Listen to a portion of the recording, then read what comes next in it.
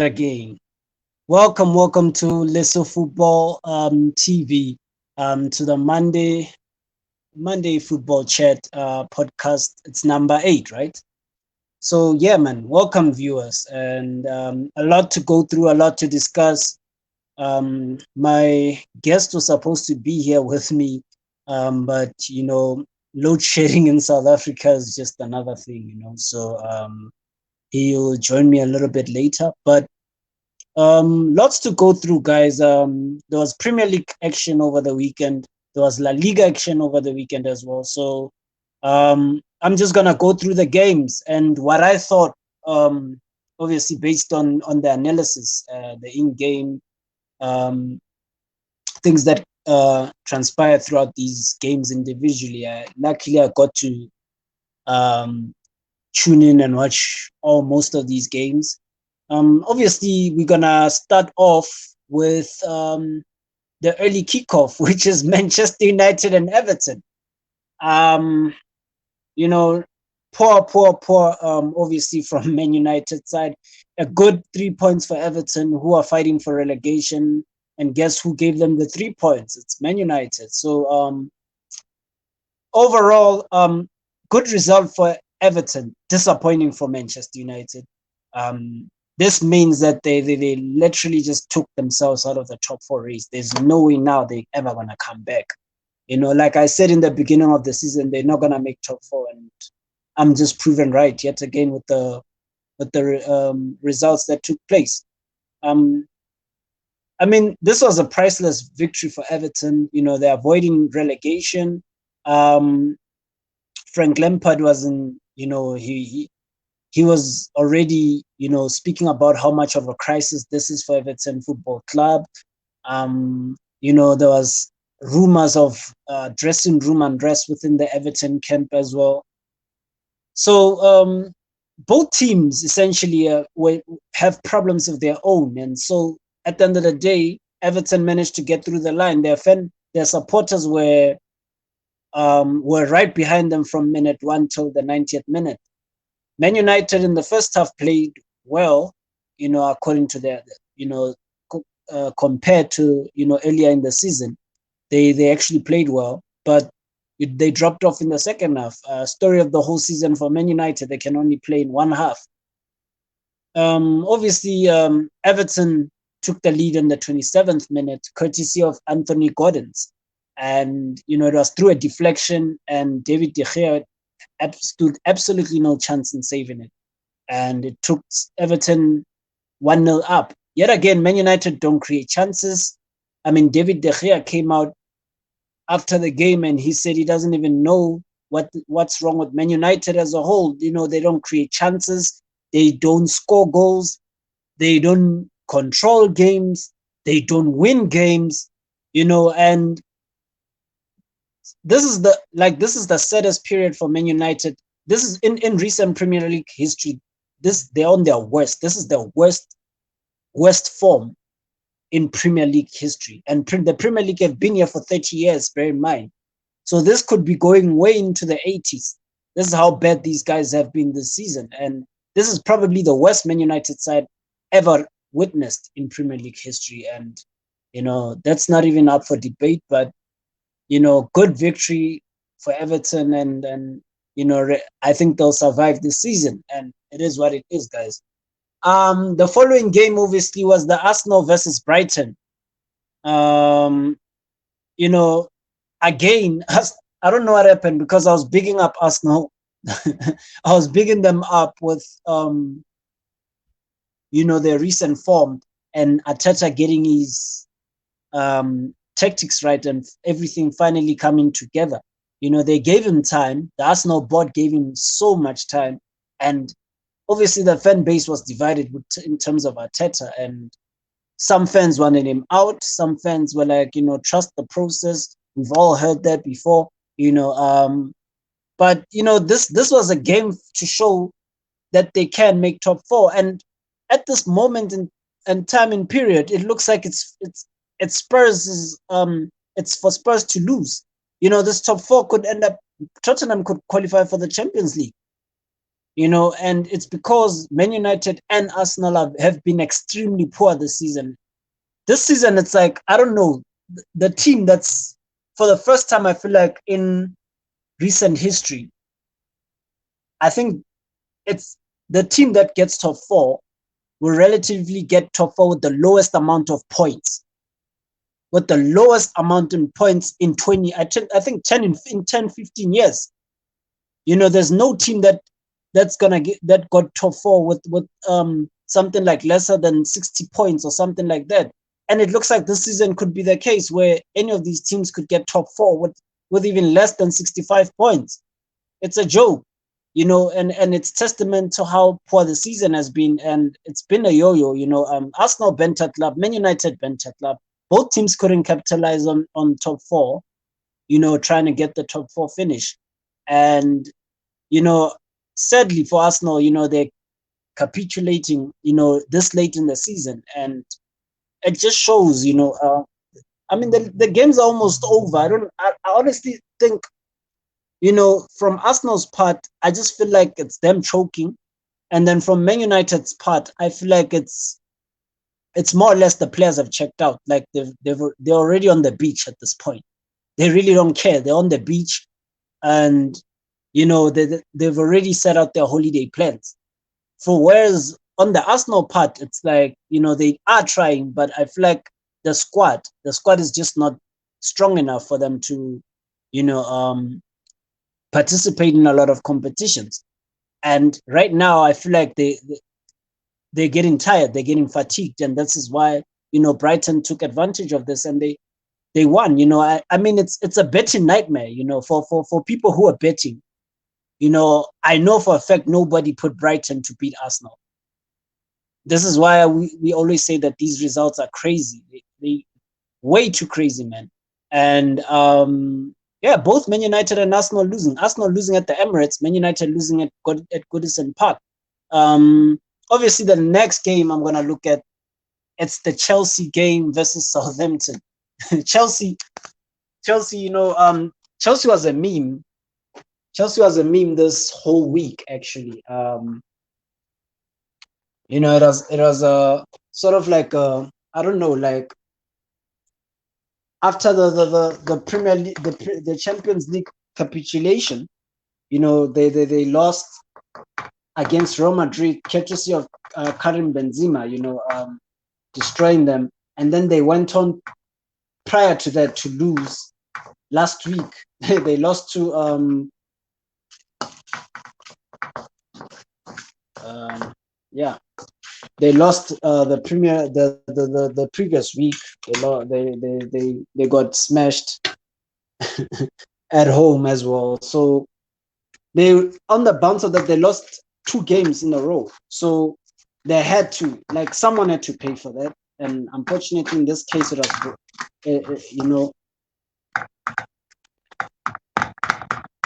just sorry about that, guys. I was just cooking. But yeah, man, for good result for Chelsea, 6-0. Clean sweep and dominant from the first minute all the way to, since the 90th minute. Like from first to 90 minutes, Chelsea was dominant. 6-0, I mean, ridiculous. Obviously, Chelsea, your guys like Mount, who are having a horrible couple of 3 games, coming in with the assist. I mean, it's crazy. It's crazy. Mount scored like 2 goals. Alonso scored. Werner scored even. So I feel like a lot of this performance was kind of like overdue, sort of. It was just, I feel like they were just awaiting that one team where they're just gonna, resurrect their season again. And this bodes well. If they can pick up a little bit of form, then they might actually give Real Madrid a proper game at the Bernabeu in the second leg of the Champions League. But yeah, man, great victory for Chelsea Football Club. Obviously, Leeds versus Watford. Leeds won 3-0. Great victory for Leeds United in their fight for relegation. and they're now actually safe, or should I say, they're getting there, because this victory at least puts them about close to 9 points of relegation, of the relegation spot. So Leeds will more or less survive. I feel like they'll survive this season. Obviously they have their own problems there to sort out. With Bielsa, getting rid of Bielsa and having to replace him as well due to the poor results that they were. Great important victory for them away to Watford. It sucks. Watford are fighting this relegation battle is gonna be something else, because when you look at Burnley, when you look at Watford, when you look at Norwich, they're not far away from each other. Burnley is only 2 points ahead of Watford. Watford is in second last, and they're 3 points, or should I say, they're only 4 points ahead of Norwich. So it's not safe. Like any of these teams can close the gap, or they can escape relegation. Any of these teams are like, no one is safe right there. Like I feel like it's gonna go down to the wire, the same way the Premier League title race is gonna go straight to the wire. But yeah, man, looking at that, in the next game, actually, it's the Tottenham versus Aston Villa. Tottenham, great victory for Spurs. Like I said, they're the only ones that seem to be taking advantage of this whole thing. This thing of teams slumbering. You know what I'm saying? Both Arsenal and Man United have been slumbering, and Spurs have been the winner in all of this at this moment in time. Kulusevski, and great addition to Spurs. Has been on form, and he's certainly helped them. And the likes of Kane are also picking up form at the right time. Your Son as well. You know what I'm saying? He scored a hat trick in the game, so it's looking good. Kane has assisted 2 goals, and he assisted Son. The Son and Kane combination, I always said that it's going to be crucial for Spurs either making top 4 or just getting one of the European spots. And I just think that the most significant recruitment for Spurs was Antonio Conte. Without Conte, I feel like, Spurs were just going to float away. This team looked dejected. They lacked energy. They lacked confidence. They lacked the drive to go into games and get the necessary points. The Spurs are just way down. I felt like the season was over for Spurs, but it looks like they might actually get top 4. Antonio Conte got this group together, and he told them, he got them firing again. Spurs is Spurs, but at the end of the day, if they get a good coach, they can still get into a top 4. Pochettino showed you that it's not impossible. So due to Man United and Arsenal slipping away, this is an opportunity for Spurs to just nick into Europe. So it is what it is. Great 3 points for Spurs, and they look set for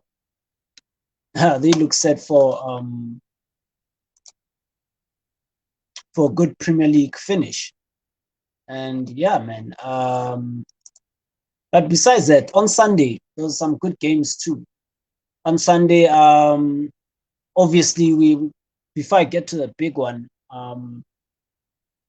the most significant one, which I would say, besides the Man City versus Liverpool, was the Brentford versus West Ham. And another significant result, which I feel like this just tells me where this whole top 4 thing is going. All the teams that are fighting for top 4 have been very inconsistent this season. There was no outstanding team, and you couldn't really specifically pick at one team and say this is definitely making top 4. It was very difficult. At some point, I thought it was Arsenal. At other points, I thought Man United. At other points, I thought West Ham. But even West Ham now dropped points against Brentford. They went away to Brentford. Brentford isn't an easy opposition, by the way. The Premier League is very competitive, guys. And these smaller teams they have as much financial muscle just as these other mid-table teams have. A team at the relegation zone can compete with a team that's in 8th or 9th in terms of financial muscle, because there's so much money that's been poured into sponsorship deals, TV revenue, those sort of things. That's what made the Premier League so competitive. Despite obviously in recent seasons, Man City and Liverpool and Chelsea and whatever peeling off the rest. It's not due to financial muscle, but it's due to those teams working. I mean, those teams being run properly and the recruitments being on point as well. But yeah, man, West Ham lost 2-0 to Brentford, a knock at their top 4 chances that they may have had. That just knocked them back. And West Ham is currently 6th on the table right now. Obviously, the final game I'm gonna look at is Manchester City versus Liverpool, the most significant game of the season. And I still feel like there'll still be twists and turns. I don't think both teams will win the rest of the games, even though City have a more favorable running in their last few games of the season. Liverpool, great teamwork performance from Liverpool. Both Salah and Mane were at times running, defending. They were already covering for the defenders. They defended as a whole unit. And for me, it showed where Liverpool are. Liverpool are still hungry. These players are hungry. Liverpool, obviously, then they're chasing the quadruple. I don't know if that's a. I don't think they're gonna get it, but I still think City somehow will sneak in the league, the title. But it was a great game. Like, you couldn't really say that one team dominated the entire game. It was one of the best games you'll ever watch this season. That's personally what I think, and that's how it was even at Anfield. Because now they played at the Etihad. So obviously Kevin De Bruyne opened up the scoring in the 5th minute. Gabriel Jesus made it 2-1 after Jota had equalized for Liverpool. And then Mane was the one with the equalizer, and guess who assisted?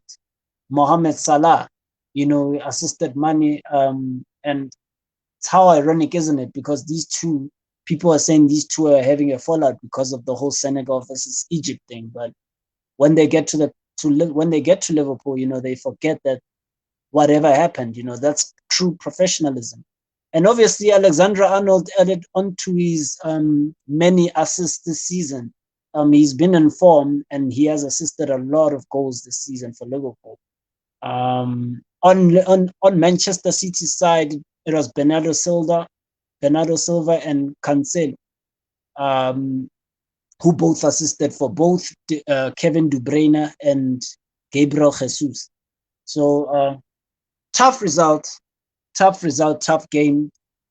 Both teams were trying to get one over the other. It was I wouldn't say it was a title decider, but if any of these teams won, then the more or less you would know that they're gonna win the league.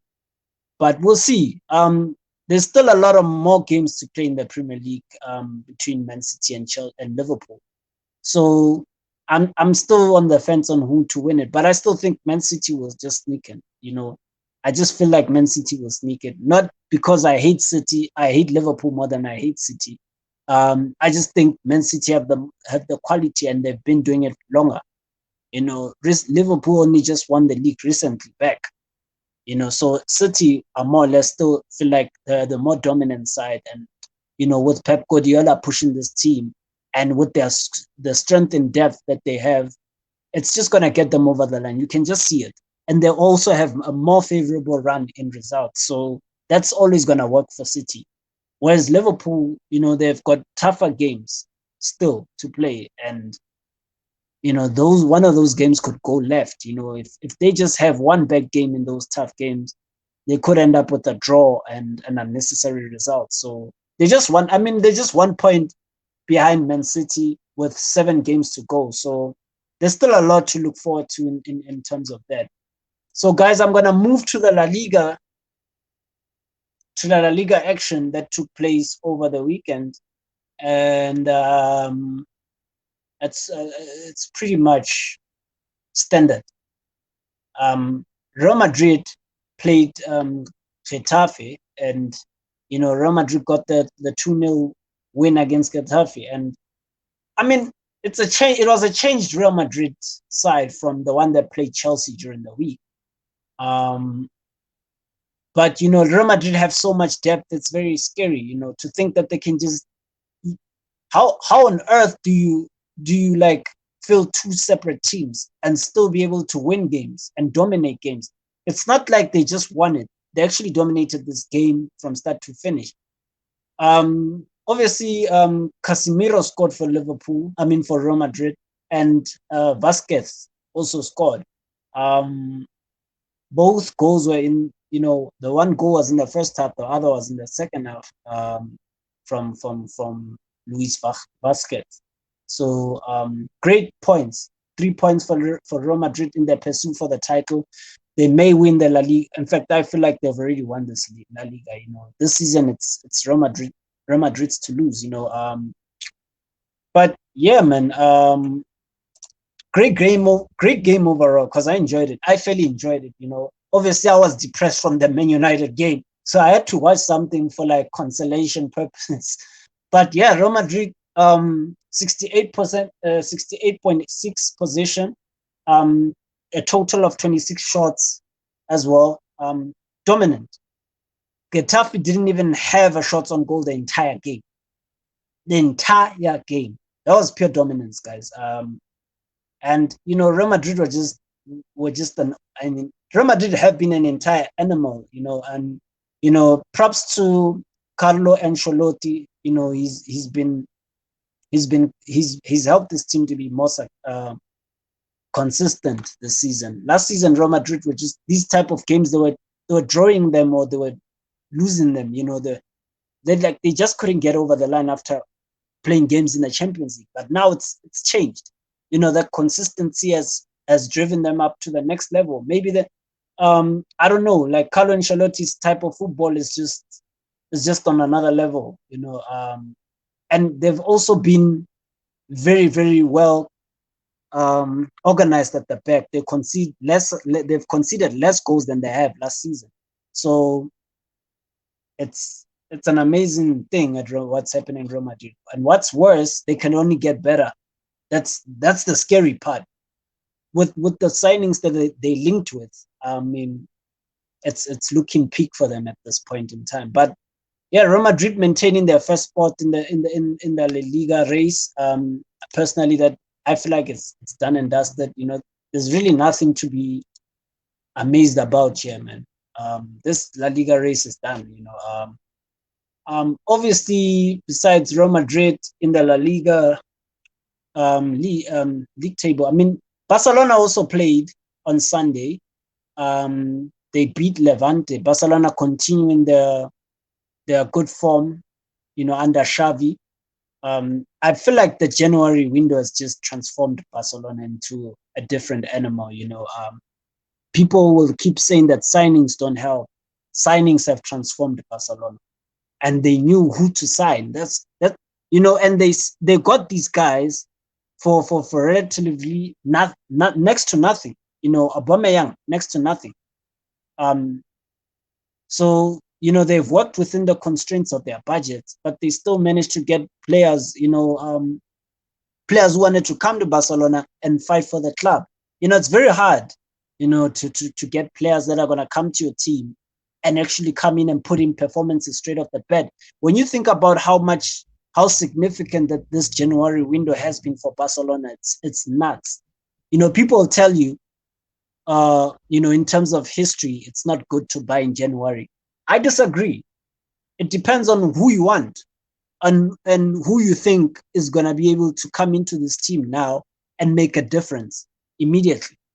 That's what I feel like, because now this whole theory of January windows, teams shouldn't invest in January windows. It's a whole fuss.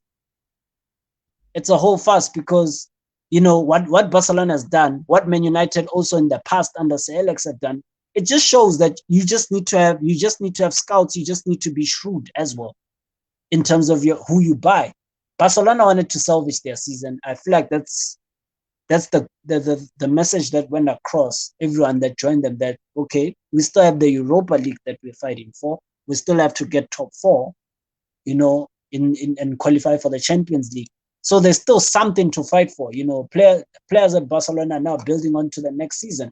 Aubameyang again continuing with this goal streak. And then Gonzalez as well for Barcelona. And it is what it is. Luke De Jong as well, also got his goal, but at stoppage time. And this game looked like it was gonna go. It was gonna end up in a draw, per se. Because it was still 2-2 by the 90th minute. Because I remember De Jong came and scored in stoppage time, and he scored the winner, and Barcelona got. So the fighting spirit has also improved. It's not even anything else. Their fighting spirit has improved dramatically. And Xavi has done a great job at Barcelona. I mean, it's incredible what Barcelona have become now. All of a sudden, people are starting to take notice of the team they can become. And to round that off, they also have a sponsorship with Spotify. That's just going to help them further in recruiting the players that they really, really wanted. So there's something to build for Barcelona and something to look forward to. As a fan of Barcelona, I'm sure people are happy. If you're a fan of Barcelona, things are looking up again. Great result once again. Besides that, I mean, Atletico lost, and so that gave Barcelona an opportunity to even move further away from Atletico Madrid.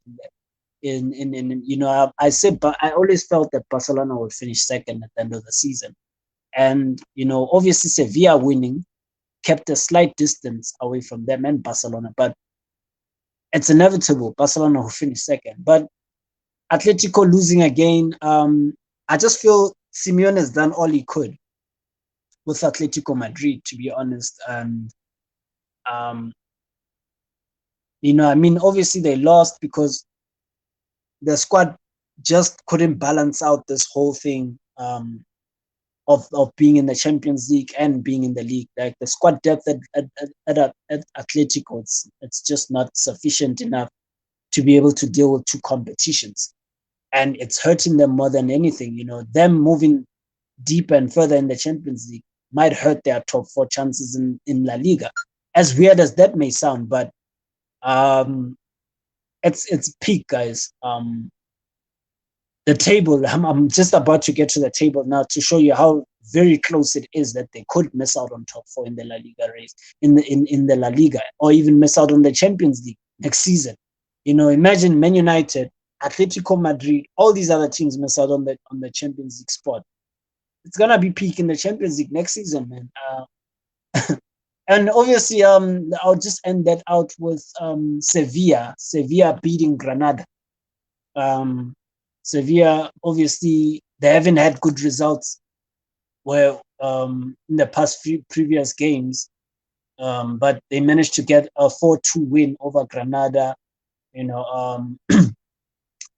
Again, just for them to solidify, maybe try and get that third spot or second spot, should I say, because it's not looking good for I'm looking at the table now. It's really not looking good for Atletico Madrid. Like Sevilla obviously winning, stretching their gap between them and Atletico Madrid. So even if Barcelona get second spot, Sevilla are guaranteed third at this point in time. And yeah, man, it's not looking good for Atletico Madrid. Like I think people should start placing their bets. If there's even a bet where they suggest that, do you think Atletico might make top four of the La Liga, or they won't make Champions League? I think people should look into it, because I think there's a bet about that. But yeah, man, it's not looking good. And I'm just looking at the La Liga table, and Atletico like they're on thin ice. they're on thin ice in terms of that. So they need to improve on their results very soon, or they might end up finishing fifth. Um, but yeah, man, that's La Liga for you. Um, it's still obviously number one. It's still Real Madrid. Real Madrid are only they're 12 points ahead of Barcelona in second.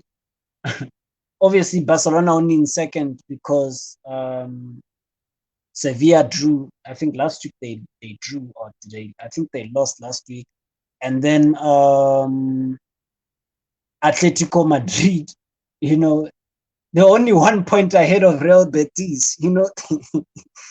I I already see something happening here. I already see something happening. Like anything can happen now. There's 7 games to go. Um, Atletico have been. I feel like the longer they in the Champions League, they could forfeit their fourth spot in La Liga.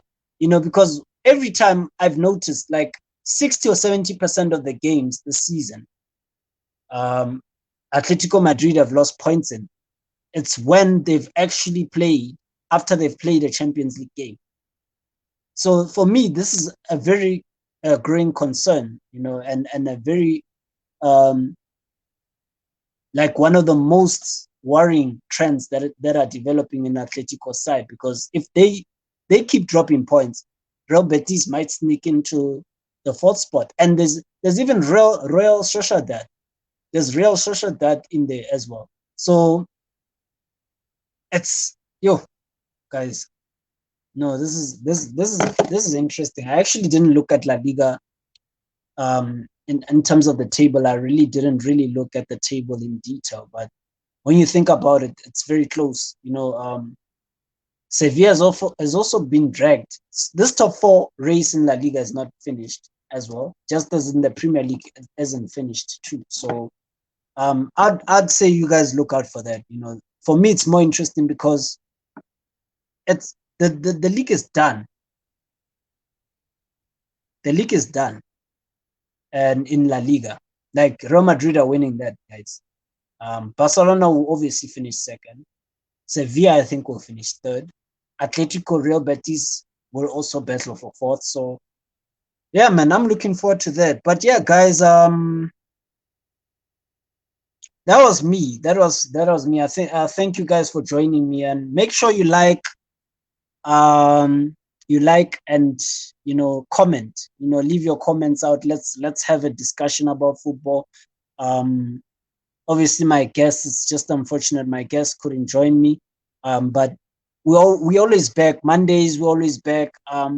Usually I do this podcast with about 3 or 4 people, but yeah, man, I managed to do this thing alone, like the first time in a long time. And this, by the way, was the Monday Football Chat podcast number 8.